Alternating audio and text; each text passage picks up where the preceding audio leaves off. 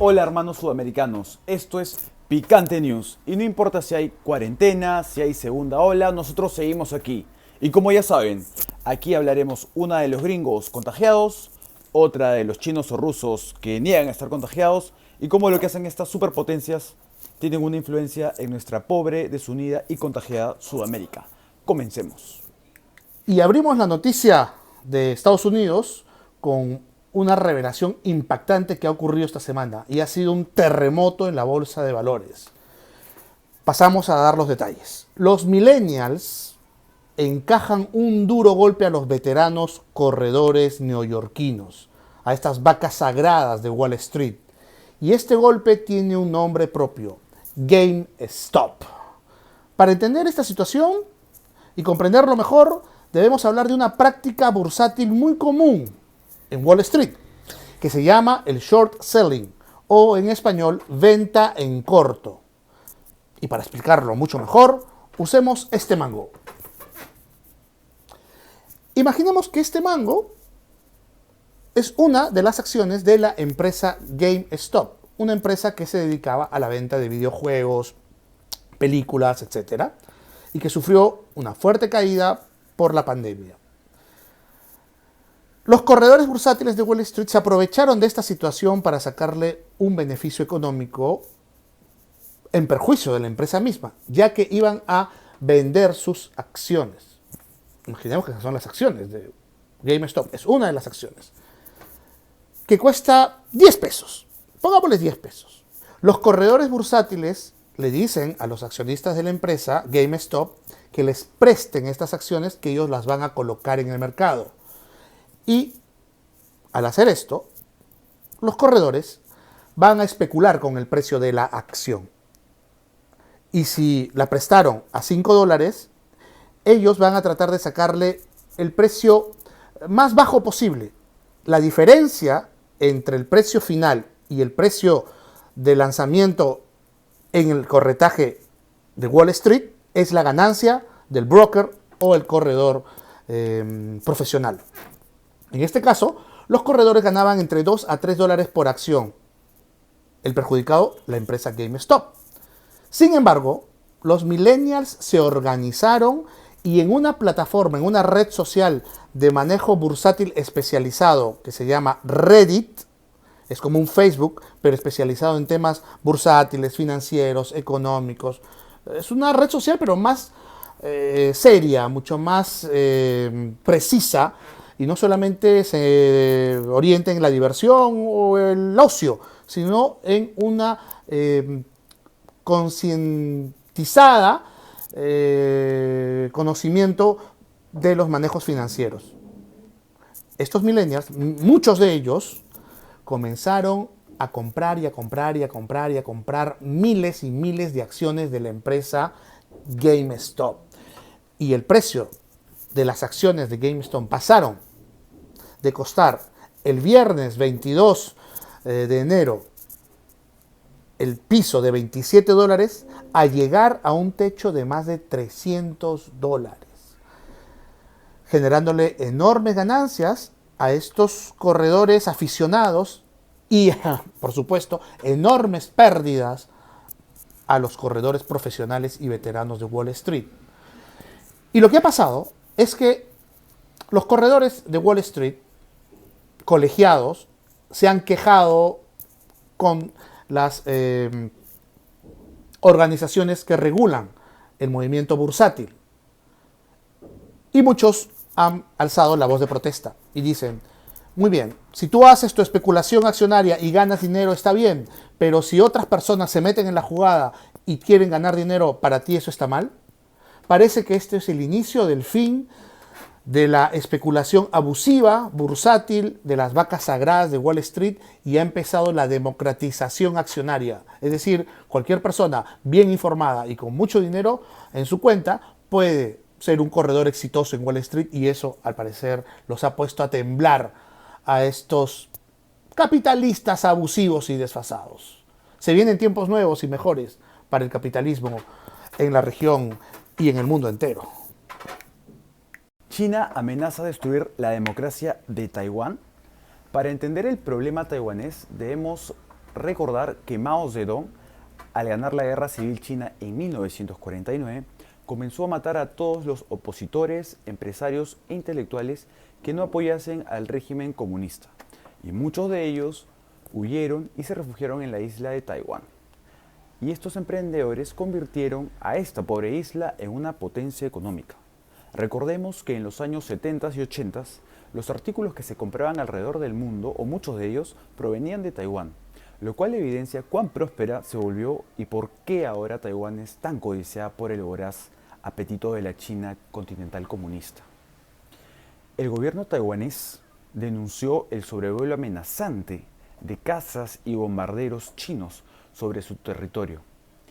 Ante estos hechos, el ministro de Defensa de China dijo: seriamente le decimos a esas fuerzas independentistas taiwanesas, aquellos que juegan con fuego se quemarán, y la independencia de Taiwán significa la guerra. A lo que el secretario de prensa del Pentágono, John Kirby, dijo: encontramos ese comentario desafortunado. Recordemos que Estados Unidos es un aliado incondicional del gobierno taiwanés, a la que considera una democracia ejemplar, pues desde que fue fundada por Chiang Kai-shek, no ha tenido golpes de Estado ni ha caído bajo la sombra de una dictadura militar. Vale recalcar que Rusia, por otra parte, apoya la actitud prepotente y abusiva del gobierno chino, pues comparten intereses económicos e ideológicos en la región. Y abrimos el tema de las noticias de Sudamérica con Perú. Y unas imágenes que han dado la vuelta al mundo han sido las de tanquetas y militares en la frontera norte de Perú, bloqueando la entrada de los migrantes venezolanos. Amnistía Internacional ha levantado su voz de protesta y el gobierno peruano ha justificado esta acción argumentando que el índice delictivo se ha disparado en las principales ciudades de este país. Y hay que presumir que probablemente la gran responsabilidad de esta inusual diáspora venezolana con alto índice delictivo ha sido algo planificado desde el Palacio de Miraflores por el títere usurpador Nicolás Maduro. Y para justificar esta sospecha, esta suspicacia, debemos hablar de Mariel. ¿Y quién es Mariel? ¿Una mujer? ¿Una ministra? No, Mariel fue una embarcación. Hablemos un poco de historia. En 1980, el sátrapa cubano Fidel Castro, cruel, despiadado, pero inteligentísimo, envió a Estados Unidos muchos inmigrantes en varias embarcaciones. La más recordada fue el barco Mariel. Se calcula que el 20 a 25% de esos cubanos eran delincuentes o desequilibrados mentales que Castro hábilmente seleccionó y envió a los Estados Unidos.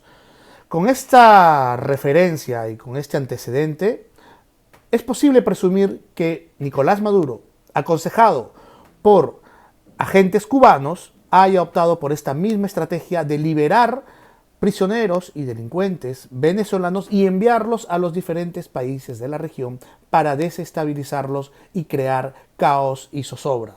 En todo caso, las investigaciones sobre la diáspora venezolana se mantienen y la postura del país de Perú a la negación de un ingreso sin documentos que avalen cuál es el origen de estos inmigrantes se va a mantener.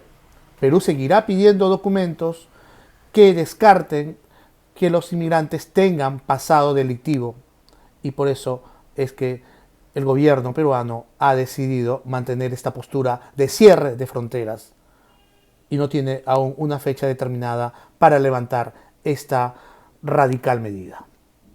Rafaelito regresa y le quedan pocos meses al felón Lenín Moreno, que traicionó a Rafael Correa en 2017. Y es que este 7 de febrero se llevarán a cabo las elecciones presidenciales en Ecuador. En estas elecciones, sectores progresistas y populares ecuatorianos esperaban la vuelta de Rafael Correa como vicepresidente.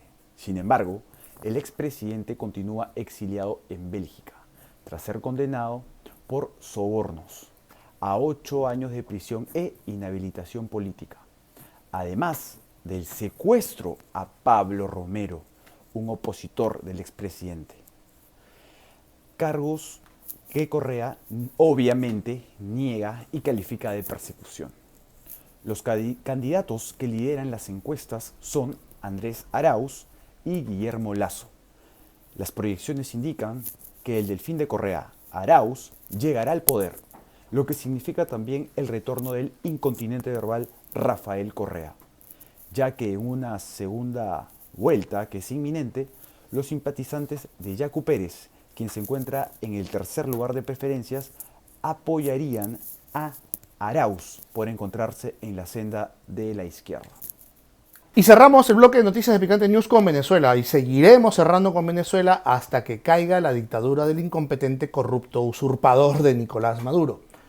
Y esta noticia tiene que ver con quien durante muchos años fue el segundo al mando de Nicolás Maduro. Hablamos de Diosdado Cabello, a quienes muchos de los opositores le llaman el enano meón, porque en el golpe de Estado que Chávez dio contra el gobierno legítimo en el año 1992, al ser capturados y Chávez llevado a prisión, Diosdado Cabello intentó escapar disfrazándose de una enfermera. Al ser descubierto, entró en pánico y se orinó en los pantalones. Esta versión es refrendada por muchos testigos que estuvieron presentes en ese lugar. Pues bien, al enano meón le llegó la noche, porque después de haber tenido un poder muy grande en la dictadura madurista, fue desplazado a un segundo plano, ya que él era el presidente de la Asamblea Nacional Constituyente, un organismo totalmente espurio y absurdo que el Maduro implantó a la fuerza, y cuando ésta fue disuelta y se instauró la Asamblea Nacional Legislativa completamente amañada en unas elecciones absurdas y falsas el 6 de diciembre del año pasado, Diosdado Cabello no fue nombrado presidente de la Asamblea, sino solo un legislador más. En su lugar pusieron a Jorge Rodríguez, un psiquiatra tontorrón, maléfico y visiblemente idiota, como todos los líderes que acompañan a Maduro. Diosdado Cabello, al parecer, no se quedará tranquilo y desde las sombras intentará retomar el poder perdido. Y en esto se ha convertido el madurismo, el poder político en Venezuela, una pelea entre rivales dentro de la organización misma, lo cual hace generar más fisuras, más pobreza y más desestabilización en un país que ya sufre en demasía.